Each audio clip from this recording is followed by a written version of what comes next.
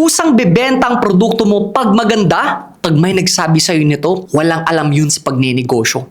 Imagine you accidentally discovered a pill. Okay, a pill that could cure cancer. Walang side effects, 100% effective, and in just 3 days, cancer-free ka na. Pero ang problema, nakatambak lang to sa drawer mo. Sa tingin mo, magbabago kaya ang mundo? Mabebenta mo kaya yan? Hindi, tama. Kasi kahit pinakamagandang gamot pa yan, kung walang nakakaalam, walang makikinabang. Paano kung ganito rin ang nangyayari sa negosyo mo? Okay na yung product mo, effective, affordable, maganda ang quality, pero nagtataka ka kasi hindi mo bibenta kasi iilan lang ang nakakaalam. Parang nilagay mo lang sa isang drawer ang negosyo mo, hoping may makakakita. Because the truth is, your business will not market on its own. Kailangan mo gumawa ng content, mag-run ng ads, mag-reach out to people, and to do that over and over and over again. Yes, kung magandang product, it will retain customers, but it would not get customers.